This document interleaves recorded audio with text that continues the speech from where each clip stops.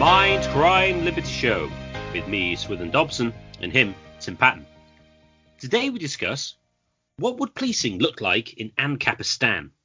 We recently discussed the purpose of justice and what the point of that was, but now we want to think about what role would the police have in Ancapistan? Would it be very similar to how they operate today, or would it be radically different? Tim, you've been giving some thoughts to this matter. Well, first of all, you could start with a statement and argue that in a free society, which is what technically Ancapistan is in theory, whether everyone thinks that, whether thinks it's just a private tyranny, as we've discussed in the past, of some question, there might not need to be law enforcement. The Marxists, of course, think crime is an extension of class oppression, and then if you get in a free society, there'll be no such thing as class oppression. Even Hans Hoppe at times agrees with the Marxists as well, in theory, although it's unclear to what extent. And there's also, of course, inequality. And of course, Foucault brought this up to Chomsky in his debate over justice. He said, in a just society would be just, you wouldn't even need the institution of justice. It's a bourgeois idea. It's sort of a bourgeois oppression. And if your ideal society consists of everything being guaranteed or free, which wouldn't be Ancapistan, then why would you need to steal either? And even libertarians, some of the more liberal libertarians, oftentimes engage in the same kind of utopianism, I'd argue, saying that everything would be perfect in Ancapistan. It would be very wealthy, so why would anyone have to do any crime, and so forth. Now, I think that's utopian. Now, the reason I think that's utopian is I think that even wealthy people steal, and not just steal in the sense that, they do what the left calls white-collar crimes. They do actual, people will do thrill-seeking crimes. People will, trespass. And at times this can border on, actually somewhat dangerous things at times. At times it's just victimless crimes in the libertarian parlance. But I don't think things like murder are going away. I mean, wealthy people will murder their spouses. Very affable people will murder their children and so forth. This happens. I don't think this is going away. Neither in Ancapistan or an ideal society. So I think crime is going to continue to exist, and I do think some sort of justice system should exist, and the organization tasked with carrying it out in our current society is the police and the state court system. So I've demonstrated I think that it has to exist, and I do think the police, in theory, deter people. Now, the critics will always say, well, there are still people that commit murder. Well, I would say the evidence is counterfactual. The people who don't commit, the people that could have committed murder, but then thought, I don't want to go to prison. I don't want to have to deal with the police. I won't do this. I think people in other areas think deterrence works. I think deterrence is not just a theoretical concept. I mean, and Nassim Taleb makes this point about driving. The reason why no one drives on the wrong side of the road, of course, in the U.S. and Britain it's the opposite, is because it's skin in the game. I mean, you'd get killed if you get on the wrong side of a 4-lane highway fairly quickly. Anyone who did that would die fairly instantly if it's fairly busy and you're going about 70 miles an hour, 100 kilometers, whatever. You're going to be done. So in that regard, there is a clear deterrence. Now, it is true that not all crimes get solved, but some crimes do get solved. There are people who get away with things. There are wealthy people that might get away with more things. But even so, there are some people that get in jail. It's not like it's totally, it's even though the percentages are not 100%, they're high enough that I think the deterrence in theory works. So that's in general, I would say deterrence. So I think the police, first of all, I do think there's going to be crime in an ideal society. And then maybe that's an oxymoron. But then that goes back to my sort of general pessimism about humans or human natures, or whether humans are innately good, so to speak. So I do think there's going to be your murders. I do think there's going to be spousal murders and all sorts of things, family murders.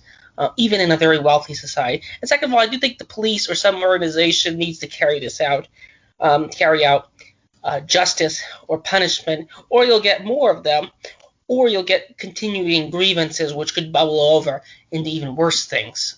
So Swifton, I've sort of stated a very unutopian position to set up why I think I need some sort of security form or self-defense or justice, or which is all today been tasked by the police. And actually, in some countries like Canada, from my understanding, you're not even allowed to defend yourself. That in itself is a crime the state views. In the United States it is, and I'm not sure the exact situation in Britain, so to speak. But do you think there would need to be some sort of police, and do you think there would need to be crime? Swithin? On the first point, would there be crime? Sorry, on the second point, would there be crime? Yeah, of course there'd be crime. I mean, I think anybody, even if they think, you've got to the attainable goal of best sort of institutions in society, structurally, as it were, it's as good as it can get. Obviously, even if you have the best structures, you can still have unsystematic problems and violence, murder, etc., etc. So yes, there'll definitely be crime. Then the question is, well, why not commit crime? And I think deterrence is obviously a reason why people don't commit crime. I think that's clearly true. Then the question arises, how can we deter crime in Ancapistan? Well, obviously police are an option. And I think police probably would be an option, but I'll return to that in a second. But I do think, though, in Ancapistan, there'd be a much greater emphasis placed on personal security and self-defense.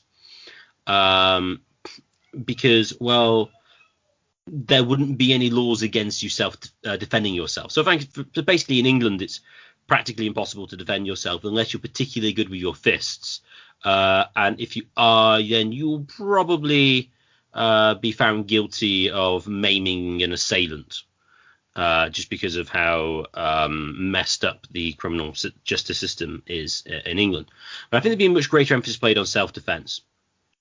For one reason, that it's probably going to be cheaper. If you're armed, getting yourself a gun and training with it, that's probably going to be cheaper than paying to have like a full security service out on the streets all the time. I think that's certainly true. So on a cost basis, I think you're going to end up having quite a lot more self-defense. So I would anticipate then in Ancapistan, you could argue that it would be a somewhat martial society, in that, people would be expected to be able to defend themselves, and they would have the means to defend themselves.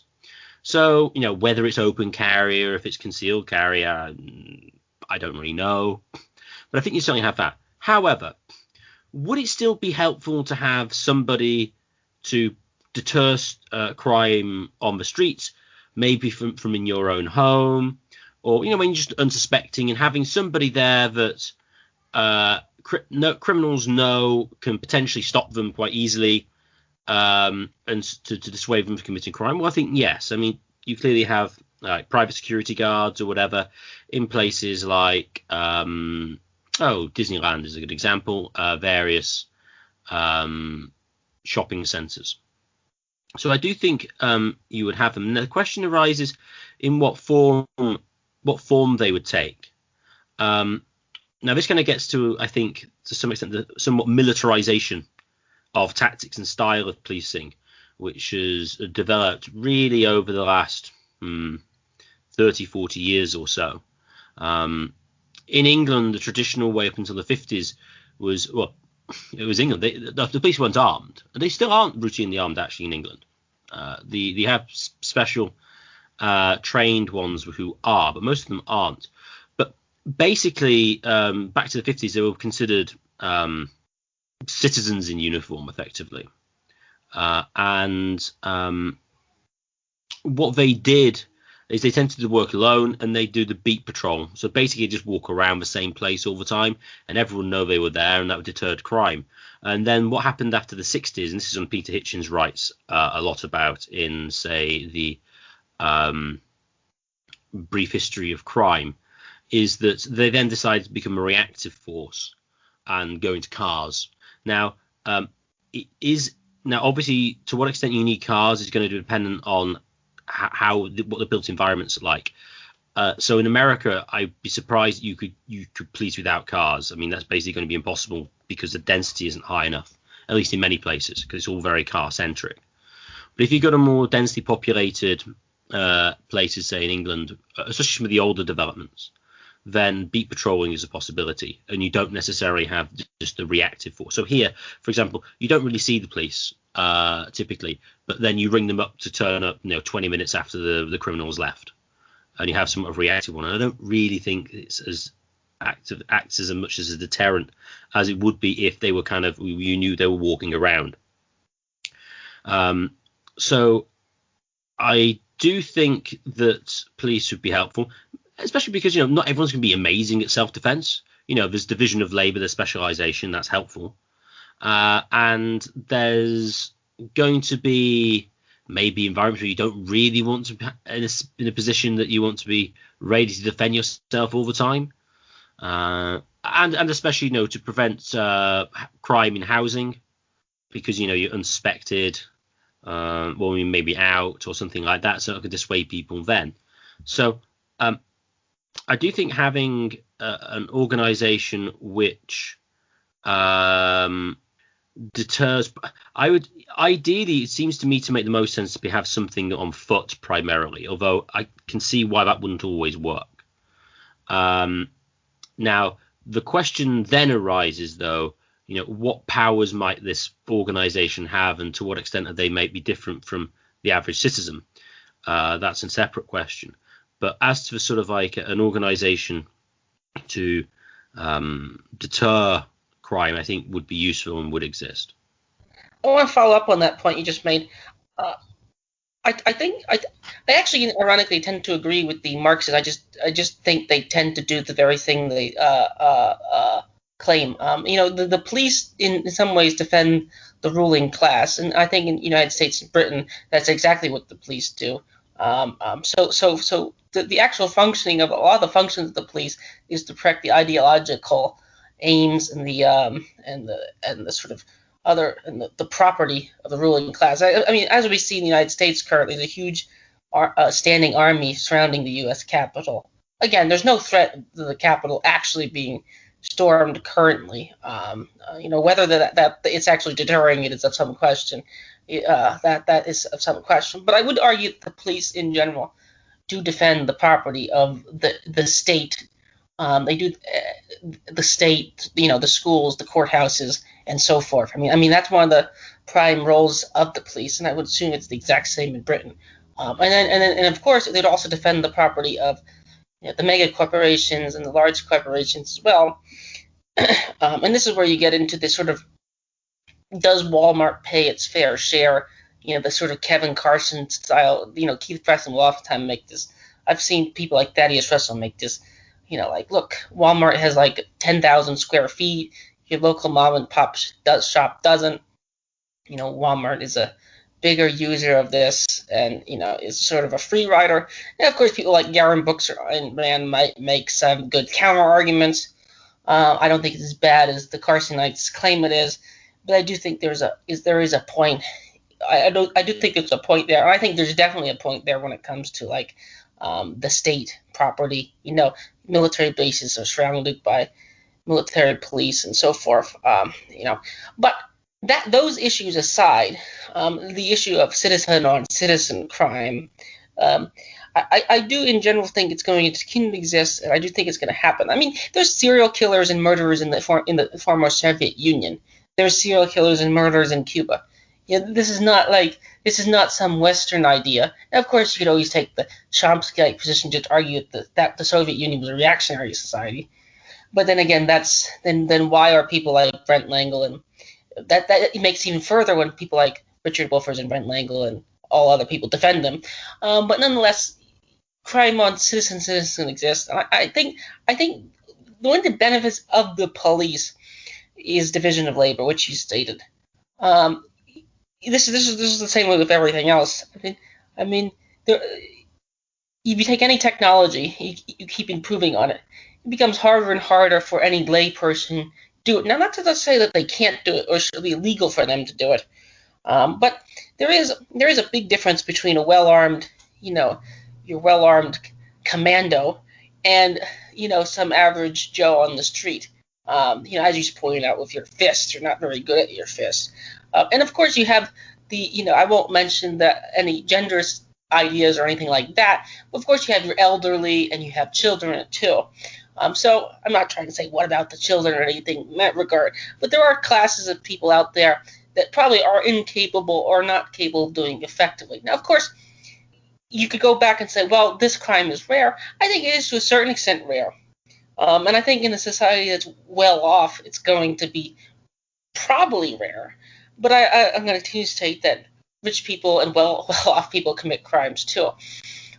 So, if you get rid of the actual thing, then we get into a problem. And this is actually one of the critiques that you can make some of the Amish, or the Mennonites. You could argue they're free riding on the local police department. Now there are other ways where they pay in. They still pay taxes. They're very peaceful. They resolve their own disagreements. But in theory, if someone wanted to come in and take their stuff, they could. Now whether they would do that, whether they would sing hymns or whatever, and they would just be so well liked that no one would want to do it. I do think there are classes of people that, not just them, that benefit from having a professional police department out there. And so in this case, I think we need private security firms, so again, this is where the actual anarchist debate, which I think we want to get into, comes in. And one of the critiques that Richard Epstein will make of the anarchists is not only what I just said, but they'll say that no one's going to actually give up their TV or whatever. And this is property crime, not violent crime. But in violent crime is the same thing. If you just went and murdered the elderly lady down the street and she couldn't defend herself, and there's clear evidence that you did it. Let's say there's your blood on the carpet and that's and you're there. I mean, who's going to do that? Who's going to do it? And there's a strange thing that happens in the United States. I think it happens in Britain. I think the crimes are actually against the crown.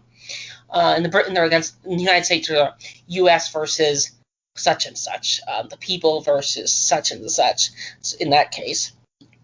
So in that case, I mean, you could imagine that anarcho-capitalist firms do it like pro bono or on charity. You could imagine other people, interested parties, taking up the case. Or maybe, and this is where Hans Hoppe would point out when, is the person well liked or something like this. Like if that person was obviously a terrible person and someone just decides to kill them, that those things happen. This goes into David Friedman's feud system that may or may not have existed in Iceland or Ireland. So I do think there is a problem of there's certain classes of people that can't defend themselves who may benefit from it. Now, do they benefit from the state? Now, that goes back to the earlier point I made about the state being just sort of classic Marxist anarchist position, which libertarians at times buy into certain aspects of it, where the state, that's not the state's primary concern. The state's primary concern is protecting Raytheon, it's protecting the Capitol buildings and the courthouses for its own interest. So, Swithin, what do you make of the points I just made regarding the classes of people that might not be able to defend themselves, as well as the fact of increasing complexity? Not everyone's good with their fist, as well as the point about the actual one of the primary functions of the police is just to defend the state. Swithin? Oh, I would entirely agree that the police is there to defend the ruling class. I mean, it's blatantly obvious in their priorities and what they actually defend and what they don't. I mean, it's pretty clear. If you ring up, for example, you get loads of businesses that get attacked all through the year. And then a few guys stumble into the Capitol building, and then they go insane. I mean,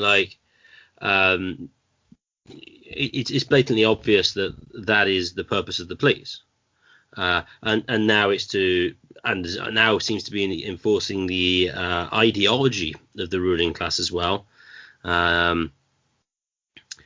There's a bill passed in Scotland which was a, what was it called? Was it called the hate speech law, which basically would make illegal statements of quote unquote racism in the home or something along those lines. And if they were accused of that, I'm almost certain the police would follow and try to enforce it, because that's what the purpose of the police is. And it's also true, some people can't defend themselves. Now, I suppose you could say, well, if they can't defend themselves, they should go out with someone who can defend them. Fair enough, that's possible. But they won't, and they would need defending. Now, the interesting question you mentioned about Richard Epstein, about basically the use of force in Ancapistan. And I think this is an error on behalf of those who are advocating Ancapistan, and also possibly a misunderstanding by the minarchists, is that I think if the correct interpretation, my interpretation of Ancapistan, the point of what might constitute Ancapistan is basically that, well, there is no taxation, and you can't initiate violence against anybody else. Now, if it's the case that they've been found to have committed a crime or a tort of certain description, well, then it's perfectly reasonable and would be justifiable in that society to forcibly enact a judge's ruling. So suppose the judge was to say, you have stolen this money, you need to return it plus your TV. If he refuses to give up his TV, then it would be perfectly justified, by using the minimum required force to send someone in to take the TV off the guy, even if he doesn't want to. Because that the whole point of the society isn't that it's technically a voluntary society insofar as every action must be voluntary within there. What it is basically no taxation, and crucially, there's no legally privileged organization who can perform particular actions. This is what I mentioned before with respect to what powers could the police have. I would say, well, they would just have the same powers anybody else would have. They'd have so at the moment the police can arrest people, keep them in jail, well, keep them in a cell for 24 hours, and then release them without charge. But they suffer no consequences for doing that at all. If I was to do that, I'd be subject to a kidnapping charge. Now, if it was the case that if I had reason to suspect that this guy was a problem, and I arrested him, fine.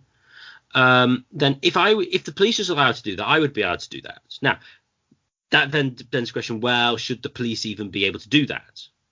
I think they could possibly do it, although I think the idea of strict liability would be in place.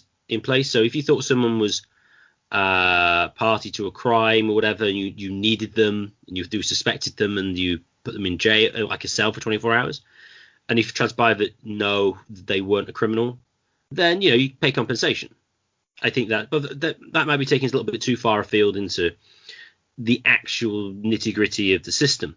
But the point I think Epstein misunderstands is force is perfectly fine. It's a question of what justifies it, and what isn't justified is a legally privileged body and taxation. I think that those are sort of like the twin pillars of Ancapistan. So I think with what the police could do, I think it's more about what is a legitimate process to undertake. And, if anybody undertakes that process, then that's considered reasonable. Now, it might be the case that people, if you had these organizations which have a good reputation, then would make sense to go through them, because you would expect them to follow the right protocols rather than some random guy on the street might not. And so you might not, you'd have less confidence that he was following the correct procedure or dealing with people fairly, whereas an organization with a brand name, etc., you might expect to do so. So that would be. So I think the criticism for the minarchists of the anarchists is false, or at least some anarchists. I mean, there could well be some who advocate just a purely voluntary society, in a sense of, well, you can't initiate force against someone even if they've initiated force against you. So I think, but yeah, I think the criticism of Ancapistan is an issue. Not everyone can defend themselves. I think that's a fair way of putting things. One of the things the minarchists, I think, tend to forget, as well as, of course, the big government liberals, I'll call them, your standard, here in the United States, your standard Nancy Pelosi types. I imagine there's a corresponding similarity in Britain and elsewhere, is the state has no interest.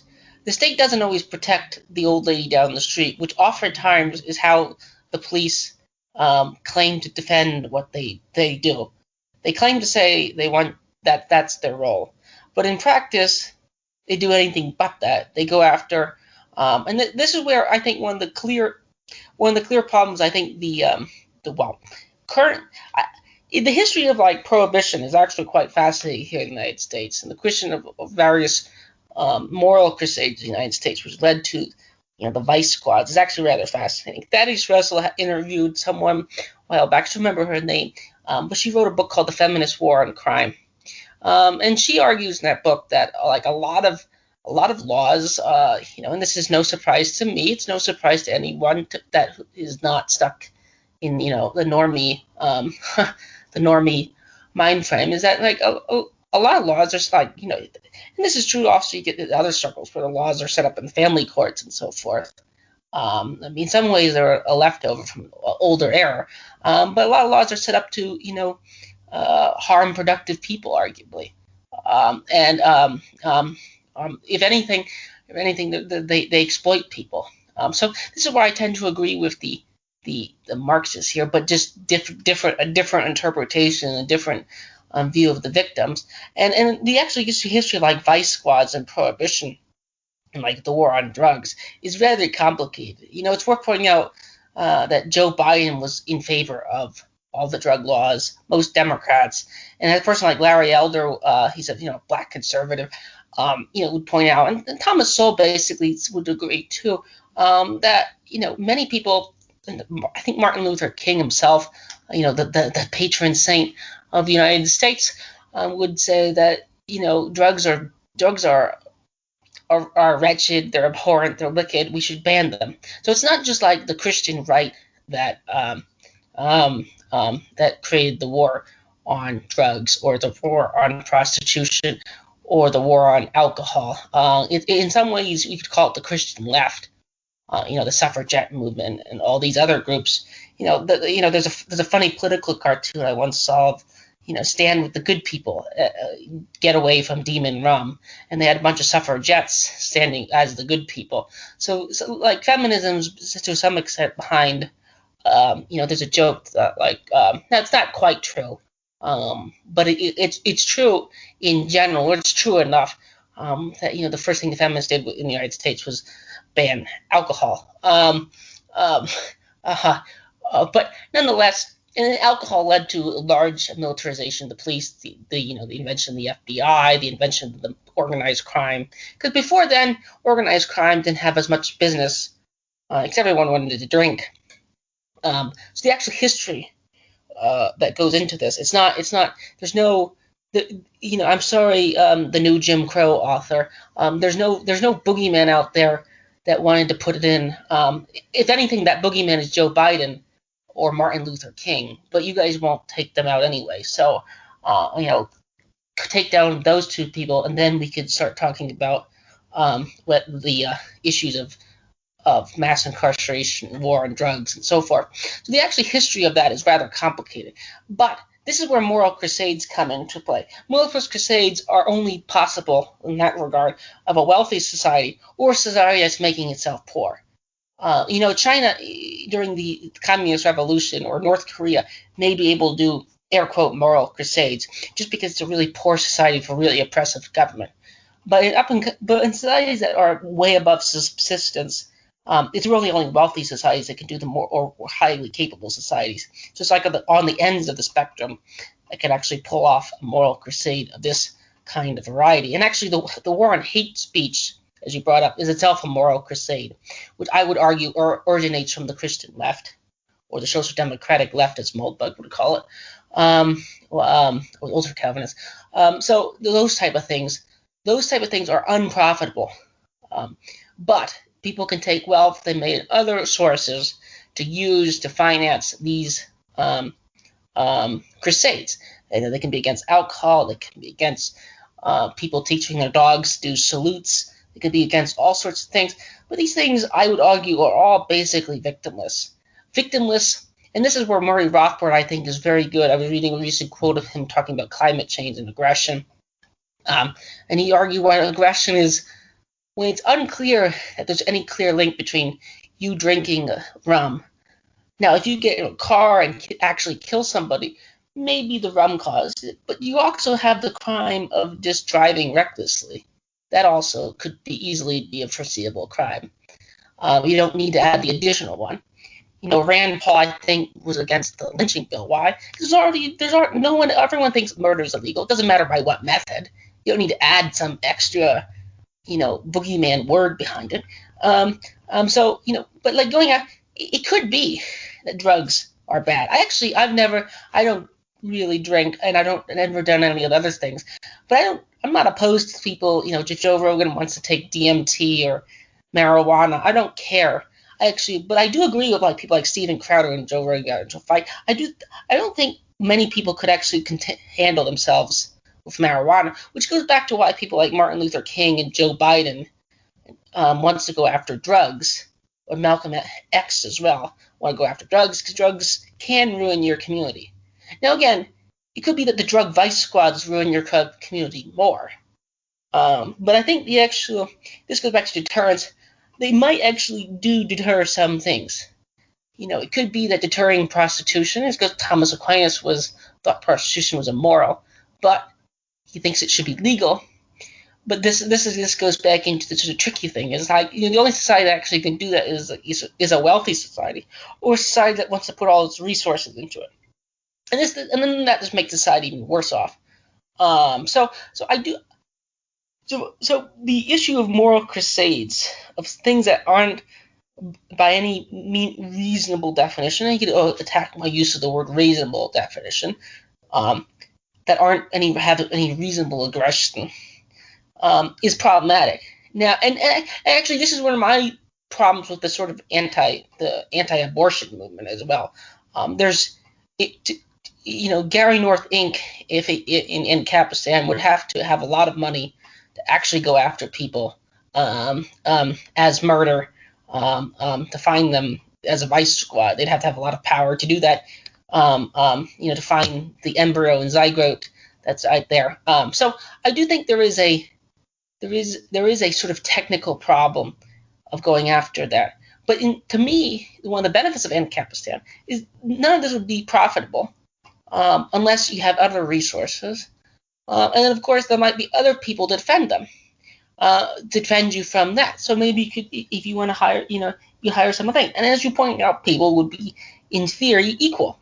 If you take someone into your basement and put them in a cell, what the police is allowed to do, you'd be considered as a kidnapper. If the police do that, that's just what they're paid to do. So, Swithin, what do you make of my general points on the origins of the sort of moral crusades, including the hate speech laws, which is another extension of the moral crusades, as well as drugs and other things? I mean, some of those things I actually, in theory, agree with. In theory. But nonetheless, they aren't particularly profitable, and they do lead to the militarization of the police, but the extra people behind them are interesting. So how do you think Ancapistan, if it would be, an improvement, or would it be even worse, or would it just be different? Swithin? I think you're right when it comes to victimless crimes, or whatever you wish to call them.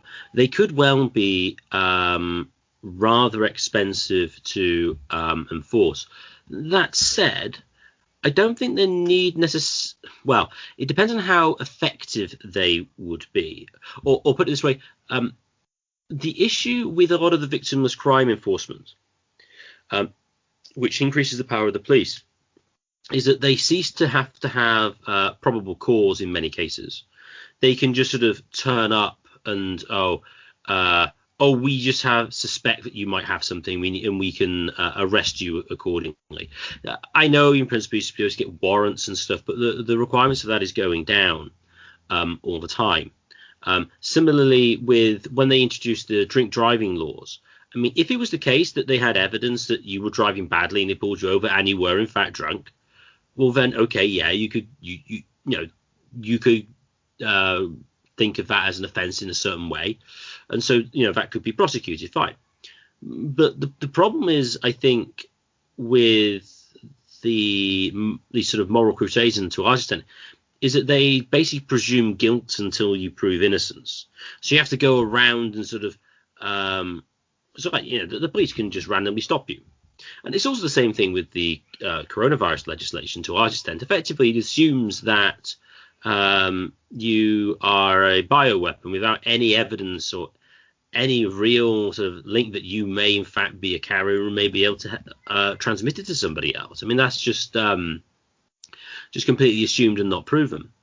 Now, when it comes to that said, even if you were to have probable cause for entry and that other kind of thing, yeah, of course, that's going to cost more than if you didn't go after it. And I think the question would arise here, not necessarily just of cost, but rather of what the preferences of the ancapistan society would be.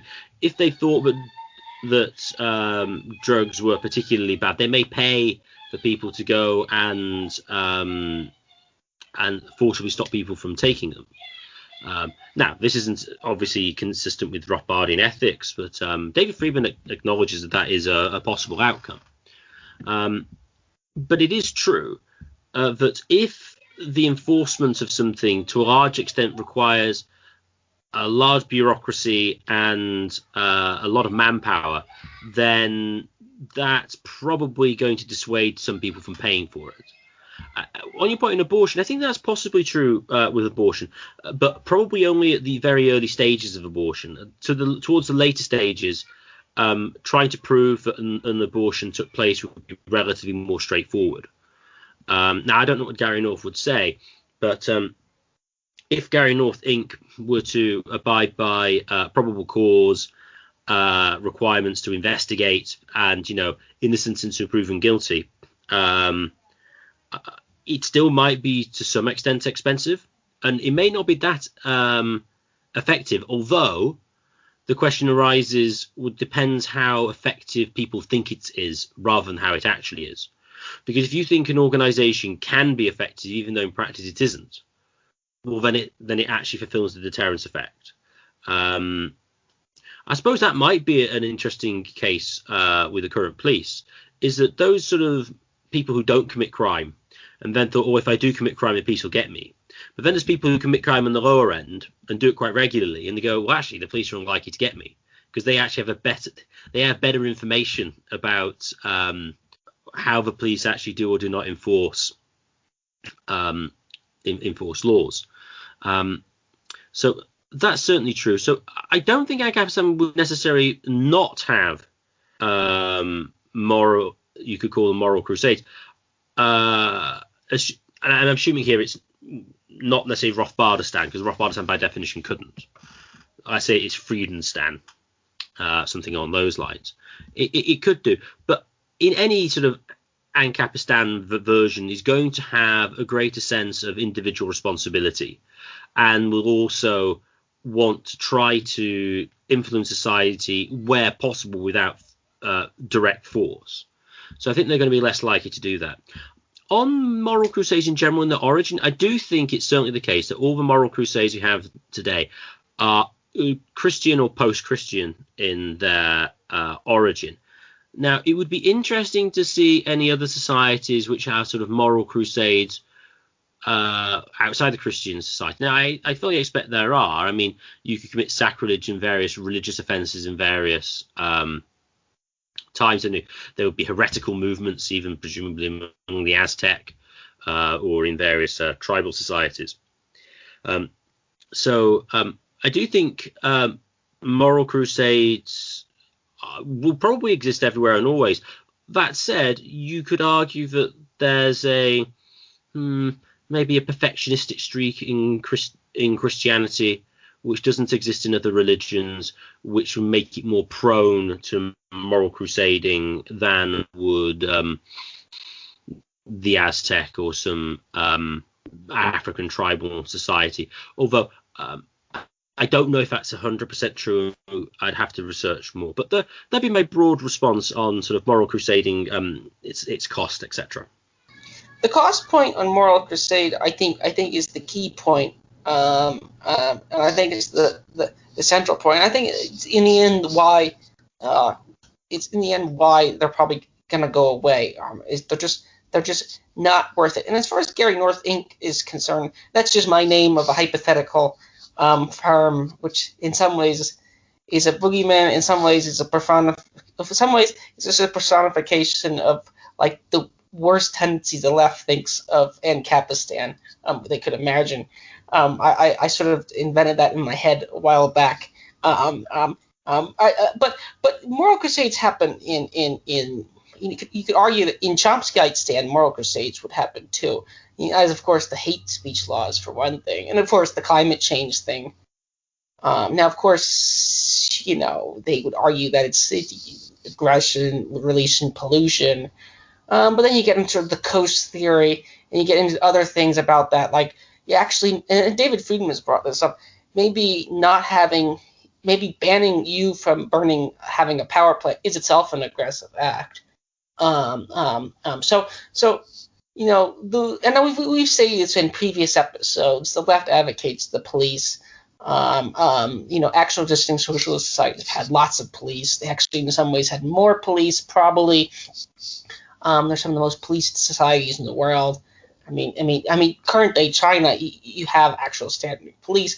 Although, as many analysts point out, or being more sober, it's borderline a nationalist fascist society. But it's a well-functioning society in some ways. So maybe that is actually the ideal society, But that's way too politically incorrect for anyone to say. But nonetheless, is it communism? What exactly is it? But there's a lot of police there currently in existing China, historical East Germany. So the militarization of the police is not merely a Western Christian idea that happens in the United States, for example. So that's untrue. And as far as what happens outside the West, I would argue that So first of all, Islam is somewhat Western to begin with in some ways. So if you want to talk about the Islamic world, that's sort of part of, Abrahamic religions. So it has a lot of the similar tendencies. In places like Turkey, they're Turkey Ottoman Empire. They ruled Eastern Europe up until the siege of Vienna and the Greek Revolution, World War I. So in some ways they're Western, and of course the Aztecs, that has more in common with like the ancient slave, so not entirely, but they weren't. It properly understood. Ben Burgess is not going to want to move to the Aztec society unless he wants to virtue signal that he's being multicultural. If and this goes back to the Heath Preston's post from a Native American saying Marxism is alien as Christianity. So I don't, as far as your points about, what happens outside, in some ways, Western ideals of liberalism, which I would argue anarchism, which we're defending, is almost everywhere, in some form or another. It could be Marxism. It could be some form of reformed Islam. It could be Christianity. It could be post-Christian. So I do think there's going to be police in some ways. I do think there's going to be moral crusades in other societies. And I think the organization tasked with this would be private police in my ideal society, because then the costs would not be subjected to everyone. It would only be what you could actually do. Now, this goes into the minarchist-anarchist debate, and I think the heart of the minarchist-anarchist debate. And on this question, I remain agnostic, but in general take the David Friedman approach that it might be better. It might be better. It might be worse. It might be worse. But I've sort of laid out a sort of general attack on the left-wing critics of ancapistan, in the sense that they are either behind a lot of the things they hate or dislike, and they don't really provide any historical examples of societies that are better than Christian societies. In some ways, they're actually the best societies, like the United States, Britain, or in some ways, for all its problems, are probably a lot better places to live when it comes to police and protection. Although, and actually, current day China is not too bad in a lot of ways. As long as you're not an Uyghur or living in one of the non-central provinces. So I do think moral crusades will happen. I do think crime's going to happen. But the issue of force, this remains the issue of force, free riding, and what exactly do people can't defend themselves. And like this goes into would the warlords take over in the form of a gang type argument, which often gets thrown at. I mean, in some ways, I would argue the current existing state functions like a warlord anyway. If the current existing state functions like a warlord, I mean, this is to me the central problem. The problem is not would that guy down the street kill me if the state went away. Who do you really fear? Do you fear the state or do you fear private actors? And this to me, I'm agnostic on this question. There are some times where I'm clearly glad the police are around. Although from what the left would probably say, I'm just being a bad person for saying that. But there are other times where I don't want the police around. And then people would say, well, you just want to commit, you just want to do bad vices. The Christian right would say, well, you just want to do, morally impious behavior.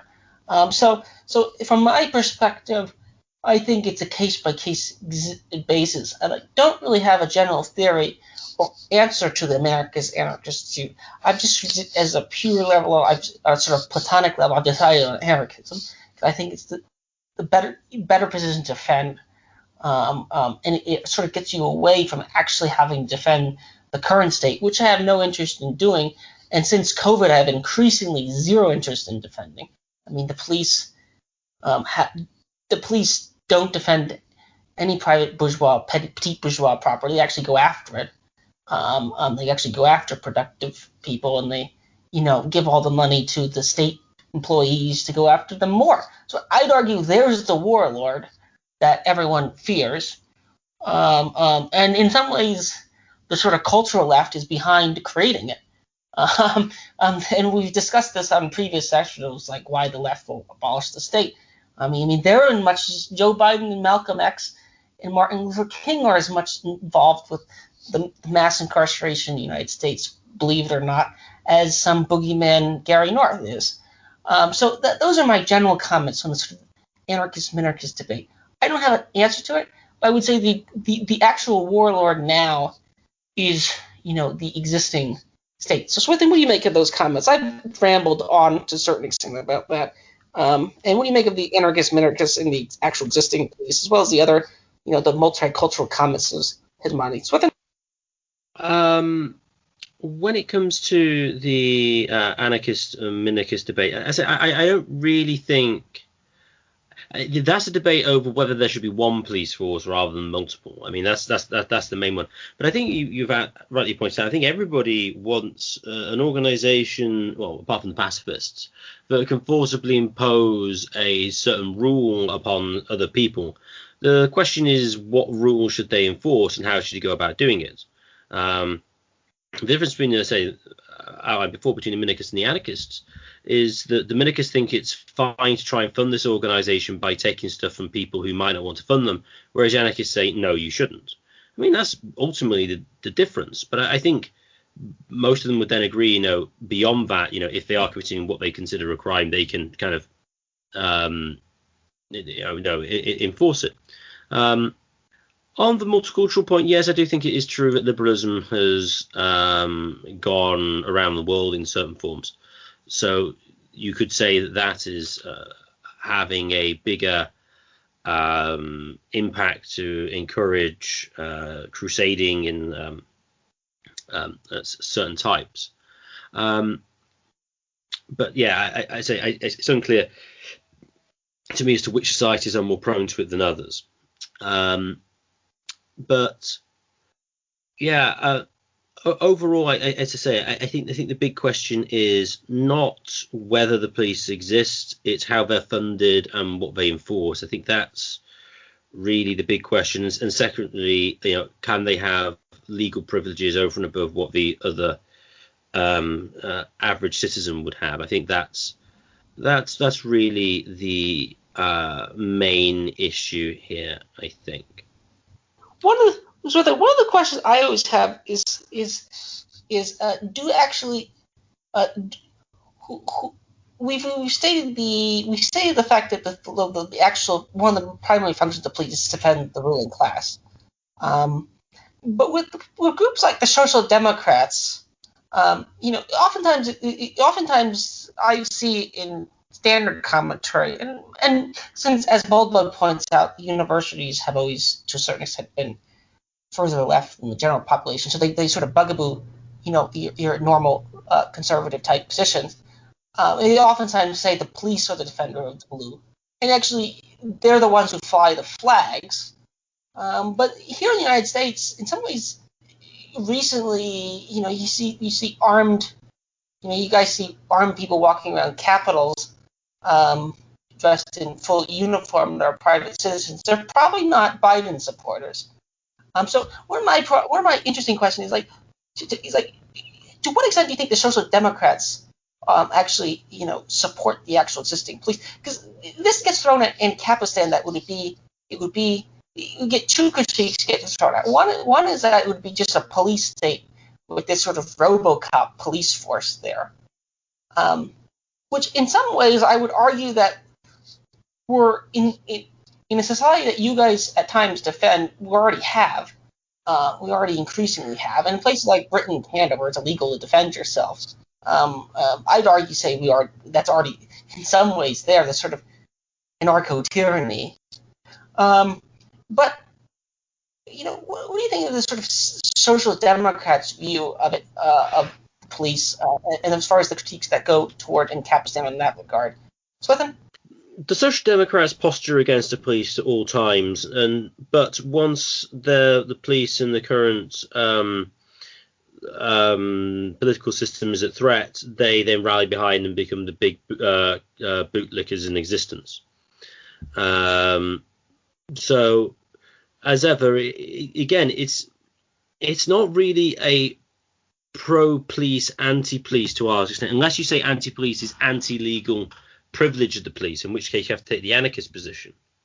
But beyond that, it's just a case of, well, we'll support the police when we like them and we won't do it when we won't. And as you can see with the insurrection, so-called, it's like, well, in a way, they fundamentally believe in the system.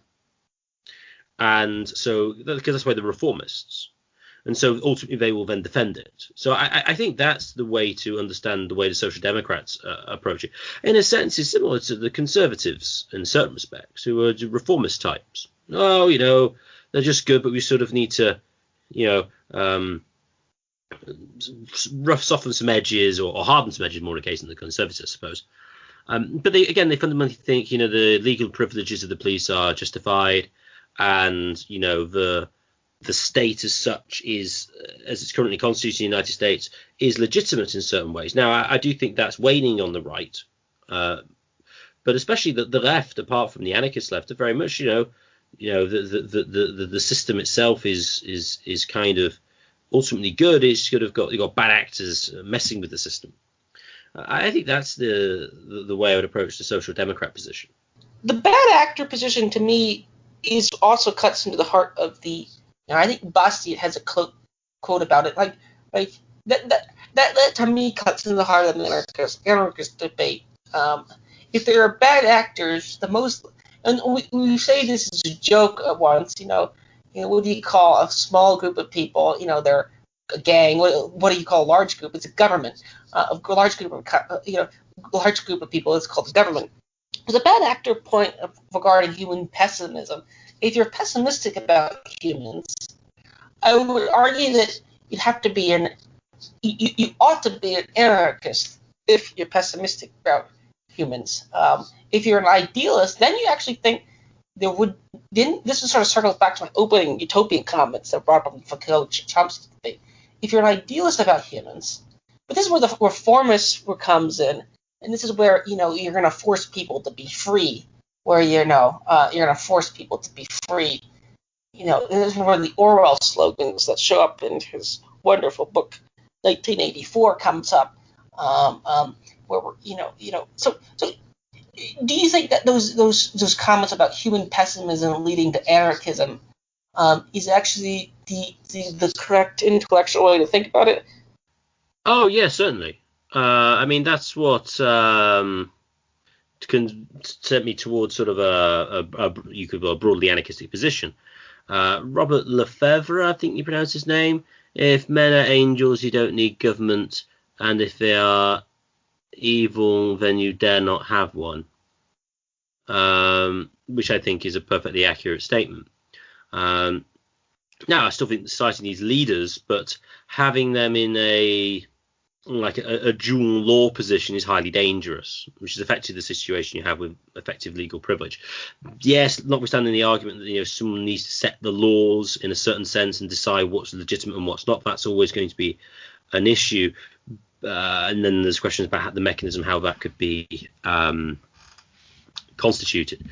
But a system whereby everybody is sort of legally treated the same